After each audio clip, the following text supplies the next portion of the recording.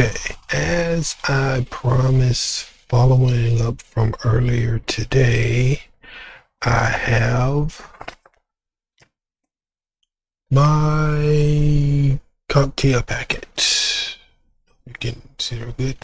And we're going to open it up to this unboxing and see what's in it. First, you get a nice big envelope. Next, you get your congratulations packet. That congratulations packet, when you've opened it up, has your certificate, and it has your little, let's see if I can get it right, little card that's stuck on there. And it has a message from Todd Troubadour, President, CEO of CompTIA. Flip it over, let you see it.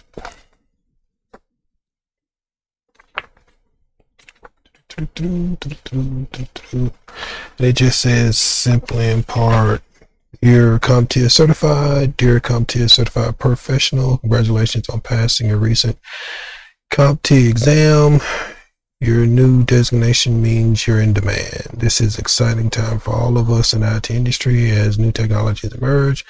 The opportunities available to IT professionals are endless. Over 20 years, CompTIA, the IT Industry Trade Association, has helped over 1 million IT professionals progress their careers by validating their skills and knowledge the industry demands. Achieving this certification demonstrates expertise in your field, and I am pleased to recognize your achievement with the enclosed certificate and ID card. Thank you for your participating in CompTIA certification program. For all of us here at CompTIA, we wish you continued success. Todd Troubadour, President, CEO of CompTIA. Then he has a little quote from him. But now I want you to check out the certification. But I also want you to also know, also with the certification, there's a PDF form of your certification that you can get the day of when you pass your certification. Please note that on that PDF form of your certification, it has a verification code on the bottom of it. That verification code allows anyone that you send that certification to go to the website and switch over here, and down in the bottom of that and this is a copy of my PDF cert. It has a little code down there that when you send it to your employer or send it over to HR or attach it with your resume, they can type in that code and verify it same day, which means if, say, you're on the clock, you took the test, you got your results back, and let's say you did it in the morning. By a little after 1 o'clock after lunch, you'll get a PDF similar to this one with that little code down there. And that's how one of the ways they can validate your credentials. Also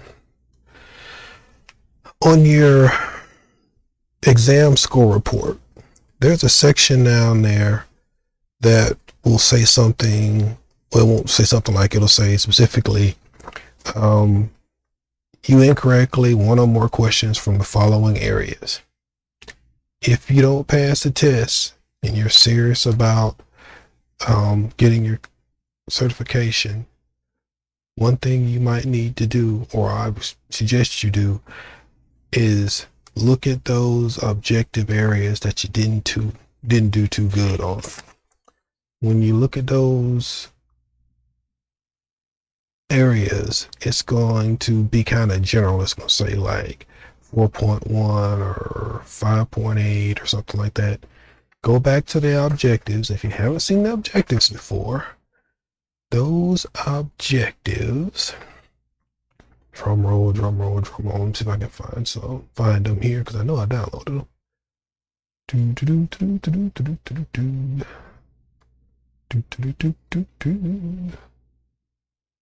There it is. Security Plus. Objectives. Yeah. All right.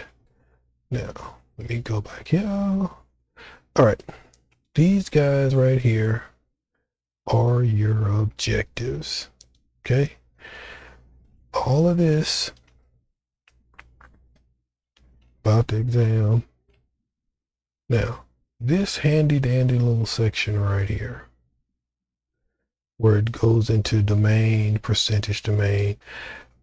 On your score exam, what usually happens is if you go to a proctor test area, they have a printer and they usually print it out for you.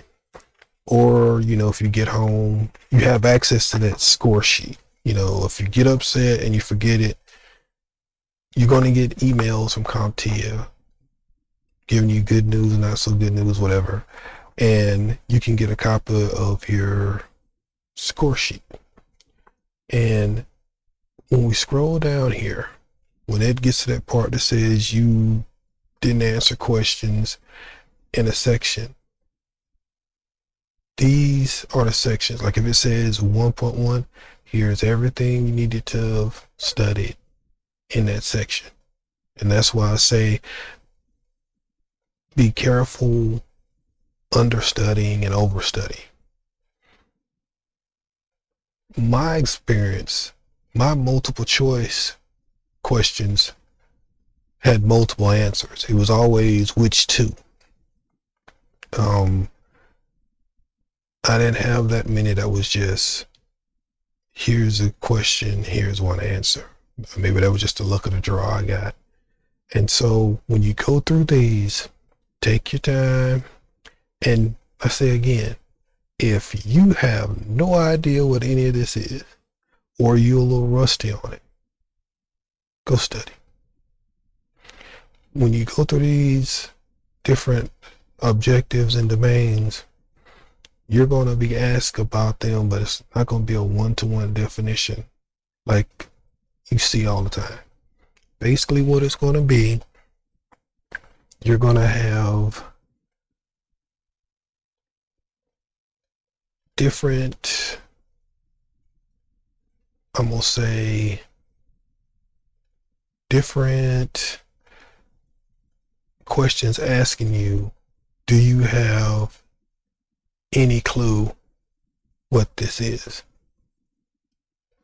That's the main thing that can throw you off.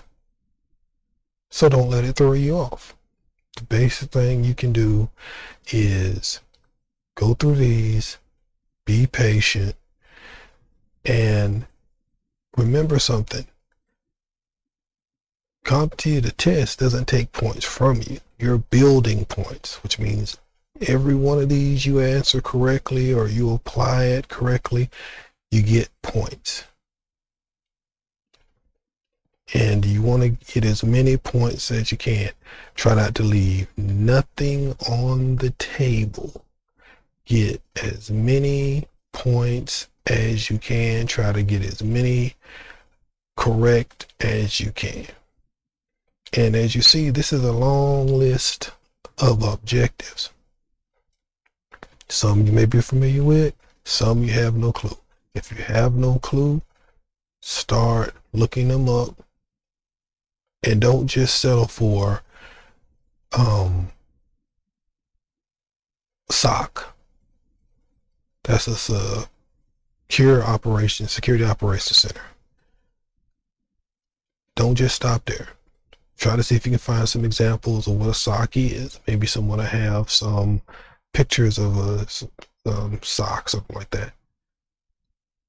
Do a little bit of extra due diligence, and you'll do a lot better, and you'll make it. And my scorecard here.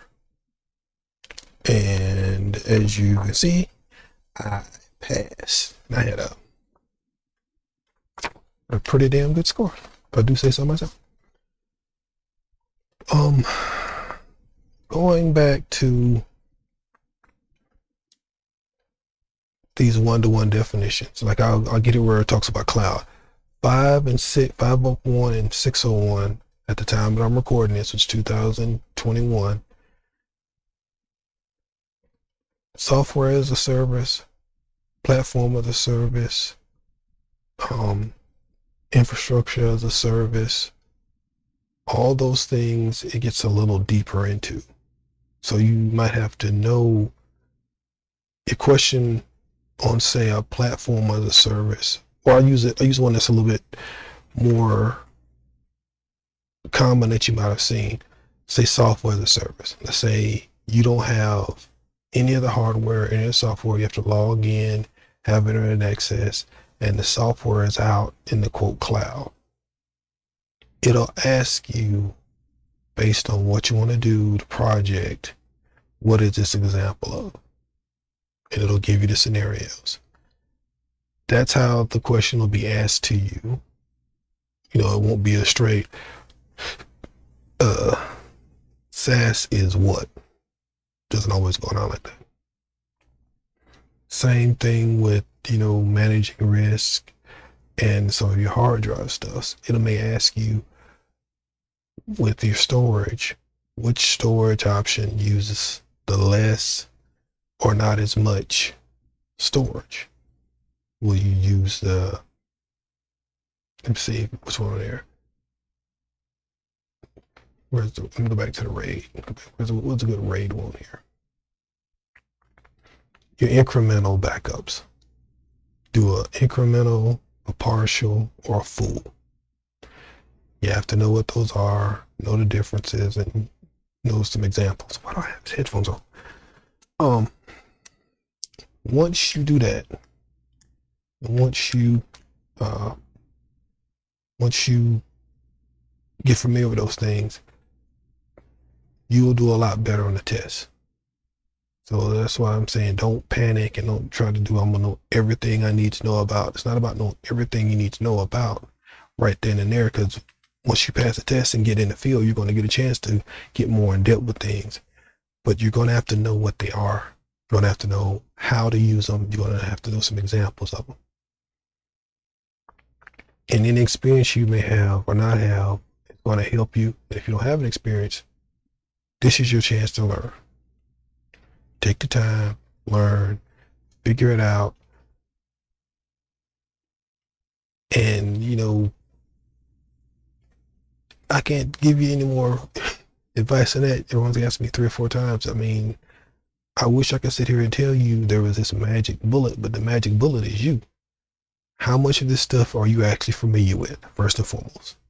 If you're not familiar with most of it, you're going to have to sit down and you're going to have to start reviewing what this stuff is. You're going to have to start familiarizing yourself with it. And with this SLE, ALE, ARO, yeah, they're going to ask you a question like that. And it's going to be a real world question that's going to,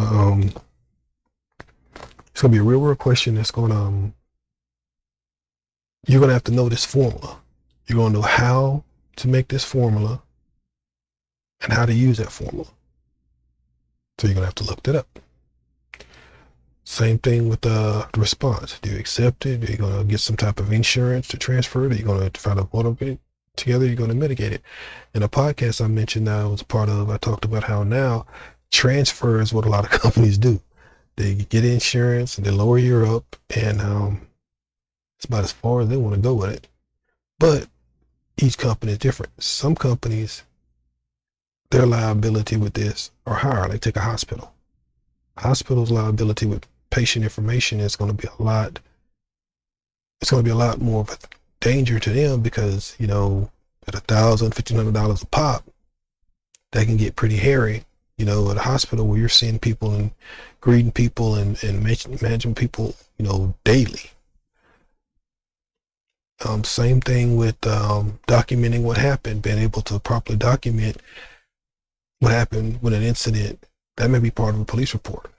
One example I gave was a situation where someone abused the key card, and you know that was part of a police report. Their key card hadn't been turned in; they still had it. The key card on top of that was still active, and they were able to get into an area and you know take some things from that area they weren't supposed to.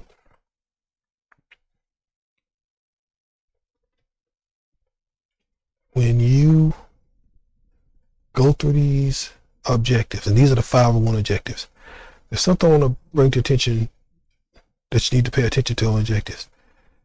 You see this little section right here that says Comp Security Exam Objectives Versions 2.0? Pay attention to that. The reason why I say pay attention to that, because 601 is barely 3 good months old. And it's already on 2.0. Another example of a set of CompTIA objectives that change is Network Plus. Network Plus can go up to 5.0, 6.0, but read this little section right here on your exam objectives and make sure, say it again, make sure you are using the correct exam objectives.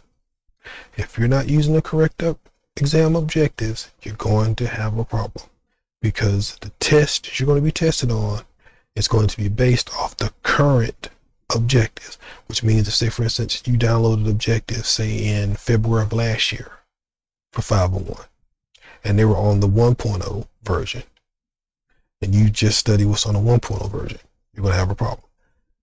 I give you an example of this. Let's look at, now this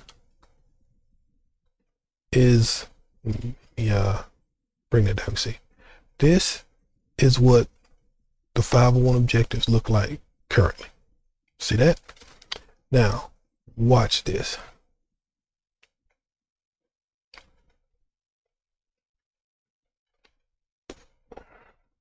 See if I can get it. Not you. No, that's no. Well, yeah, like I said about Network Plus. I'm just making sure right here.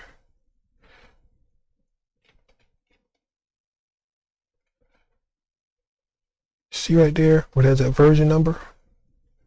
Make sure you're using the correct version. Let me pull up the right 501. I know I got it here. Hold on a second. No, not you. Nah, that's one of those little exam deals. Where are you? I know you on here. That's with your books. See right here where it says 5th edition? When you go on Amazon or wherever you buy your books, make sure you're using the most current edition of the book you're studying. I'll give you an example of why.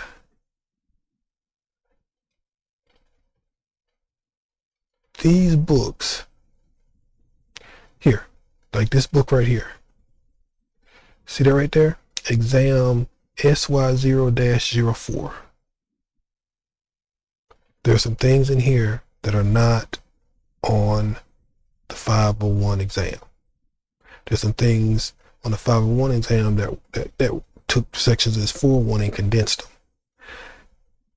That is why it's so important to make sure you have the right objectives. Damn, I know I got these damn things. I know I do. I know I do. No, okay, how do I have 2 of those damn exams? Nope, I should have 2 of those exams.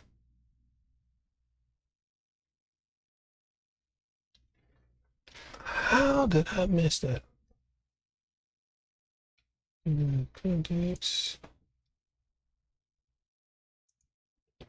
I have to put out a paper one of these, I'm all the way upset. Where is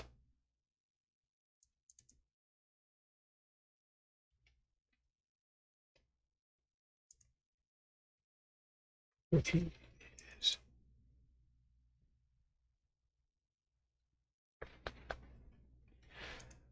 ones to pull out? Do I got those? Do I got those?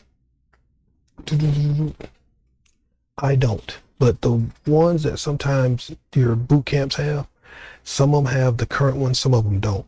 And I wanted to show you the difference, but I, for whatever reason, don't have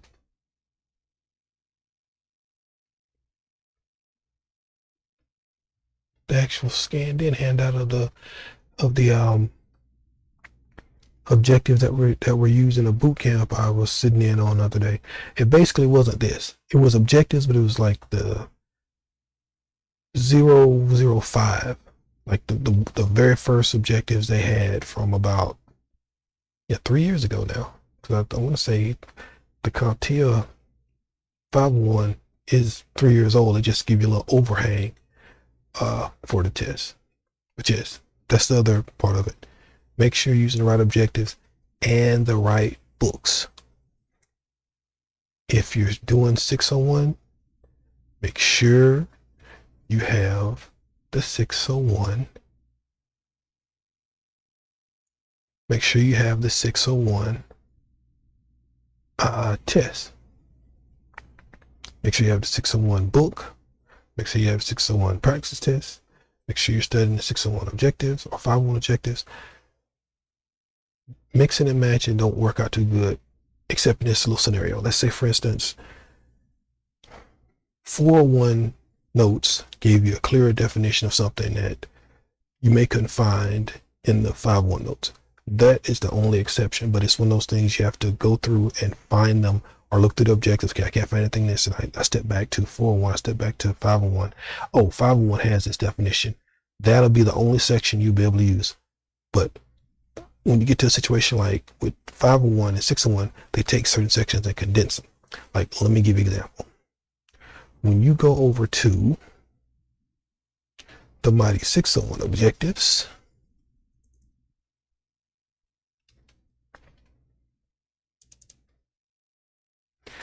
you get to the 601 objectives, here's what you have. But when you come back to those mighty 501 objectives,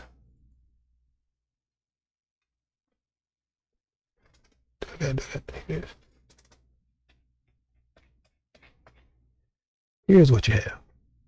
Now you may be saying, wait a minute, over here in the 601 objectives, they left off the cryptology section, the PKI. No, they didn't.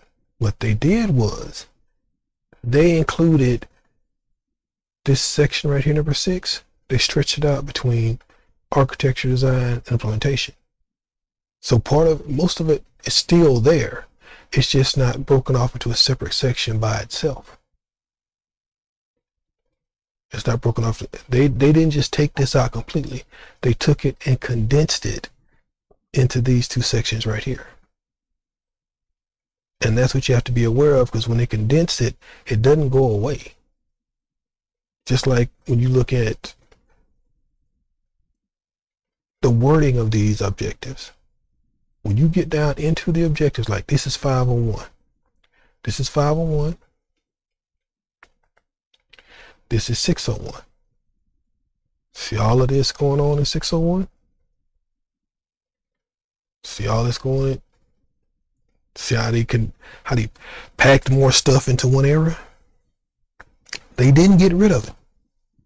Do not get tricked into believing that. They didn't get rid of it. They just were here. They're a lot more focused as the first part. On the 601, they put more stuff in that first part. They expanded your focus. They didn't take anything out per se. They just expanded it and condensed it more, which means you have more to pick up on for the 601 than the first one. Let's go down to, this is section 1.2 of 601. Now, this is 5.501. See all that 501? But then look how they did it in 601.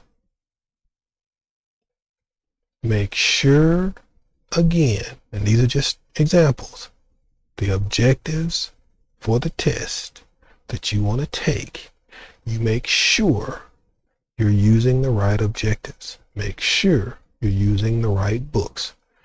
Make sure you're using the right edition. Make sure if it says SY0-501 or 601 or whatever, if that's the test you're going to take, make sure you're using the right material so you won't be lost and you won't miss something that you're going to need. Okay, let's take a look at this is 501 1.3. Look at there, 601 1.3. See that? And look how much, look what the differences are. But you have to remember, 601 only had 5 objective domains, but look at everything they packed into it. You're not catching a break. It boils down to, like I said again, study so you can succeed. If you want to succeed, you got to study. That's all it is to it. You got to study, and you have to be aware that this test is not just seeing if you know what it is. It's going to make sure you know what you're talking about. Okay? You can implement. And I'll go back to, like I said, your scorecard. Before you get upset, storm out of the room, especially if you do it from a proctored site. Take your score exam. And any section that you have problems with, be sure to go back and double, triple check, review those sections. The reason why you want to do that is so you can boost your score. Don't make the same mistake twice. You don't have to make the same mistake twice. Only thing you got to do, really and truly,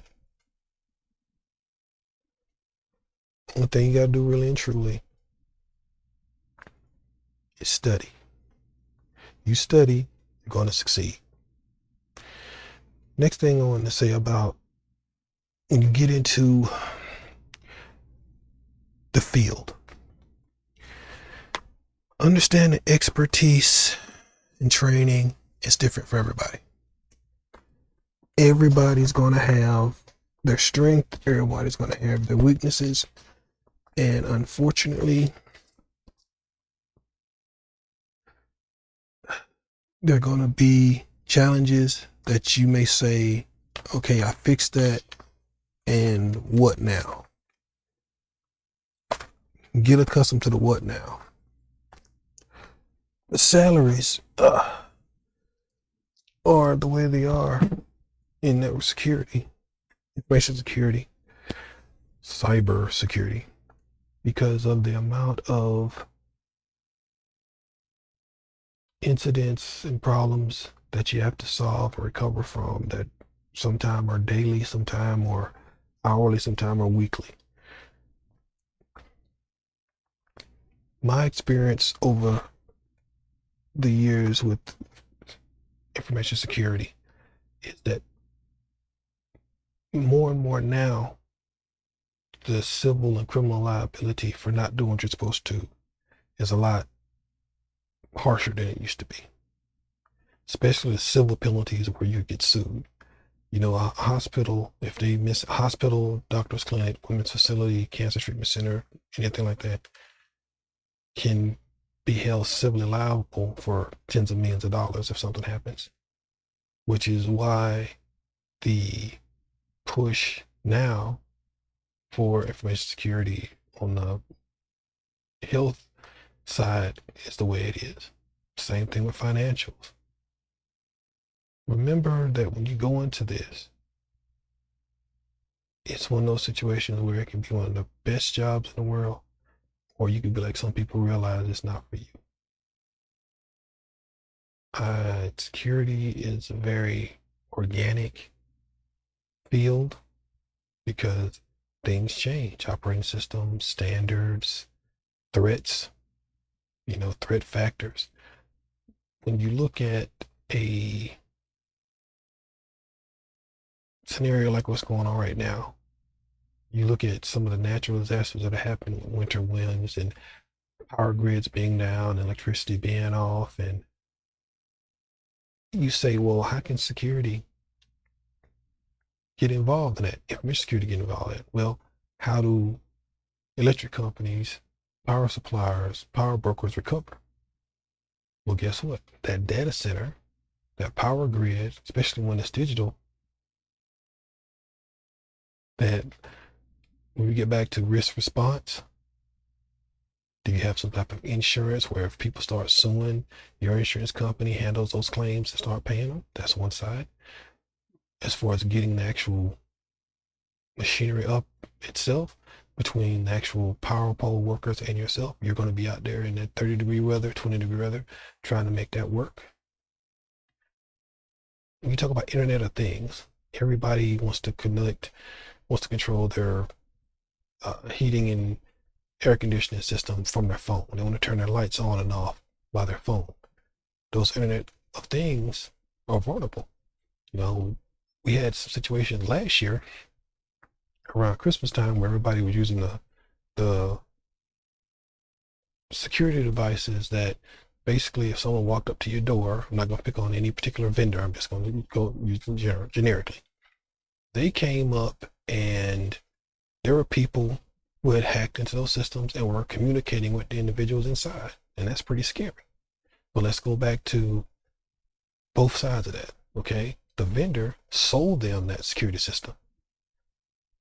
Did they tell them or teach them how to configure it, where they use some type of two-stage authentication, where not just anyone from either war driving is a term that came about in late 90s, early 2000s, where people ride around scanning for devices like that. In most states, that's illegal now. You use Wireshark without permission on a network. That's a felony in a lot of states. Did they tell them about that? We'll never know until the civil cases get complete. But when everything is interconnected like that, that two-stage authentication, or just authentication period, not just have them out there open, you'd be surprised at the people who have those Ring phones, those wireless surveillance systems around their house.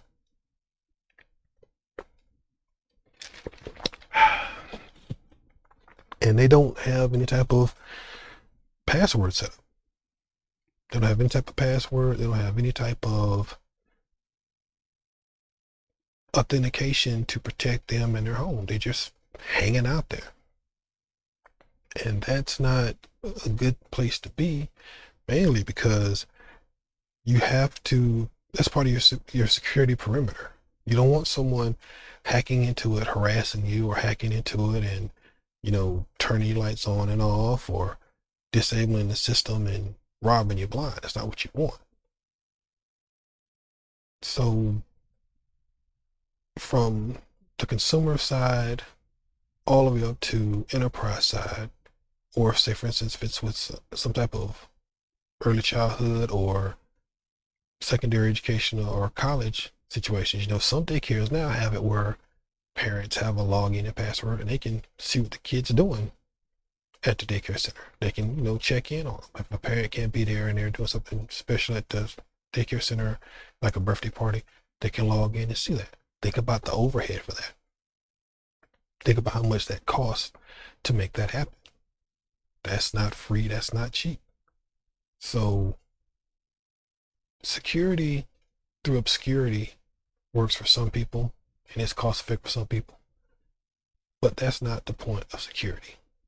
I want to encourage you to understand the different levels of response.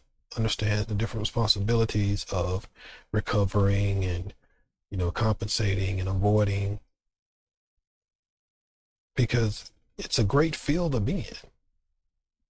Now, when we talk about software and we talk about things like SQL injections, or we talk about the ghost in the machine, the ghost in the browser, all those different things, Programming is something to where, depending on where you work and what your customer deal with, that's going to determine what coding skill set you're going to pick up. That coding skill set comes in the sense of you find an attack, you find some type of malware, you find some type of spyware, adware, some type of ransomware attack. And if you get part of that code, which sometimes you can, and put in a sterilized area, you can deconstruct that code and re-engineer it. You can look in there and answer questions that are very important. Were clear text, username and password stored there?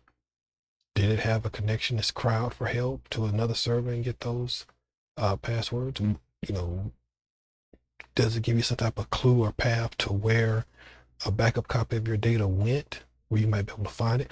Did it do that, or did it just completely erase it? I want to take the elf magic out of how these problems occur. Give you an example I'm talking about. When those programs run on those systems, knowing what all they're doing, what they did, is important, because you may be thinking, okay, it encrypted it, and no, it didn't. It just deleted it. And I'll give you an example. A few years ago, a finance company was broken into, and it didn't wipe their spreadsheets clean, but it just wrote 555555555 in all of the fields of their database, and they were thinking that it had been encrypted. The actual databases themselves and spreadsheets themselves have been stolen, and had been replaced with those databases and those sheets that just had 55555. And they spent money and time trying to decrypt something that wasn't even encrypted. That was just what the program did. It filled in all those spaces with a bunch of fives. Another situation where I had a company that got a municipality, convinced them. They paid them, I think it was maybe $300,000-$400,000 over what the ransom was. They could recover their stuff, but that's what they had to do. Well, come to find out, they didn't recover shit. They took the money from the municipality and paid the ransom and only got half their stuff back. So it's little things like that. You have to be ready to deal with and understand that can happen. Those things happen. And I go back and say again, with this Security Plus, this misnomer is basic.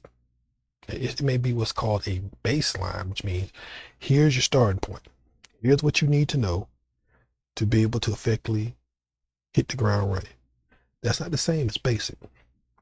The Security Plus exam has elements of Linux Plus, Network Plus, A Plus, that ITT Plus, that Cloud Essentials, Cloud Plus. It covers a lot of ground, because you have to remember the entire information network cyber field is what you dove off into. That's what you dove off into, and that's what you're trying to protect, recover from, compensate for, etc. And the test is designed to see, even at the first door level, which is Security Plus, do you know what this is? Can you do it? And if you need help, go seek out help. Watch videos like this one. Professor Messer is good. Want to try Cert Master for CompTIA, that's fine. Like I mentioned about the boot camps that prep you for tests like this. Just don't go in this blind thinking that it's going to be a pushover test and thinking that all you have to do is memorize. I say that over and over and over and over again, because once you do Security Plus, I'll give you another scenario. Many colleges and universities now, even junior colleges, Security Plus is a certification that you have to pass and have in order to have that cybersecurity minor or major. I can think of a few universities I mentioned in the podcast I was in the other day, University of Texas system. Well, they're not the only one. There are several that offer cybersecurity bachelor's, 2-year colleges offer associates. That's the certification you have to pass to be able to have that cybersecurity option. Not every school is doing it yet, but there are a lot that do. So remember, when you get out in the field, you could have a situation where you feel like, I don't have that much experience with this. Well, with some exceptions, you could be up in there with a person with a 2-year associates or a 4-year degree, that you and them in the same boat. You could have passed the test same time. The day I took my test, it was like 15 of us in there, and it was a mixed bag. It was myself, veteran of the game, some people who had been in the IT arena that was trying to level up, some guys who were at the junior college, some guys that, they were at the 4-year university and they were trying to graduate this May with that cybersecurity minor or that cybersecurity major. Be aware of how serious and how deep this is, and you'll succeed. And that's what it's about at the end of the day. You want to succeed in this. My classes, as far as that's going to go in security, I'm going to lean on some input for you guys. The reason I'm going to lean on a little bit of input for you guys is because I could do a full year course on just 1 or 2 aspects of it, but I don't want to do that. I want to broaden it, because if I can help anyone and inspire anyone to do better on any of their exams, but in particular Security Plus, I'm willing to do that. But I'm going to need you to, speak up. You need to tell me something so I know how to do it. And, just keep in mind that your books, your VMs that you're going to need to do some testing things, all those may seem overwhelming and daunting and expensive, especially the books. That's why I want to point you in the direction of, if it's 601 stuff, 501 until the 501 expires, which I want to say is going to be July. It's going to expire fully or retire, and it'll be all 601. When that happens, if say you miss your window for 501, you're at 601. If you take the test and you bomb it, go back and look through the objectives. That's going to help you. And, just try to have fun out there, man. After you get your cert and you start working, try not to take yourself too serious. Because one of the things about security people don't understand is, whether you're a pen tester, ethical hacker, or policy and compliance person, you're going to be dealing with people, and you're going to have a sense of humor. Because there's always a crisis, there's always some type of chaos. And you try not to get so down on yourself that you suffer and your performance suffers. It'd be good to say we win all the time, but that's why acceptable risk, the transference, and the compensation comes in.